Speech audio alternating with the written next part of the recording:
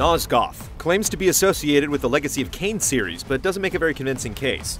Outside of the fact that there are playable vampires, this free-to-play third-person shooter seems to be more concerned with player versus player battle than omens of blood and lore.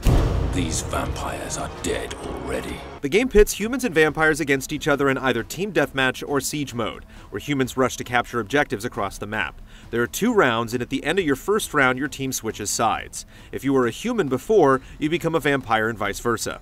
Both factions can field 3 different classes, and you can switch to a different character type after each death. Team Mortals has options like the Hunter, who comes equipped with an auto crossbow for mid-range assaults, and the Alchemist, who fires grenades and can blind enemies with strange concoctions. Vampires prefer to get up close. Tyrants can charge opposing players, and Reavers can incapacitate enemies by leaping on top of them and ripping apart their flesh. Our favorite class is the Sentinel, a pale-skinned vampire that can take to the skies, pick up unsuspecting foes, and drop them in an ideal spot for your teammates to take care of the rest.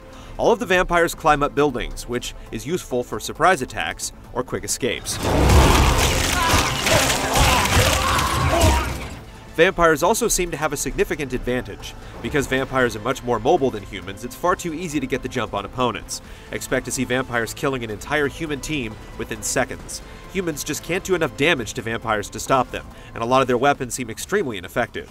The Alchemist's grenade launcher, for example, is difficult to aim, making it almost useless against a charging tyrant. As far as microtransactions go, Nosgoth is very unobtrusive. Optional non-gameplay affecting items like skins and XP boosts can only be bought with real money. Perks, which add a passive buff to your character, can be purchased with either real money or in-game gold. These perks offer small benefits like faster reload times and reduced weapon recoil. Another fetid corpse. You might not want to whip out your wallet just yet, though. It's fine for a series to branch out, but Nosgoth's direction isn't very encouraging. Not only does it seem completely apathetic about the Legacy of Kain series, it doesn't have much identity of its own. We wouldn't recommend buying into early access at this point, but if you're curious, you can apply for the closed beta on the game's website. Strength from the weak.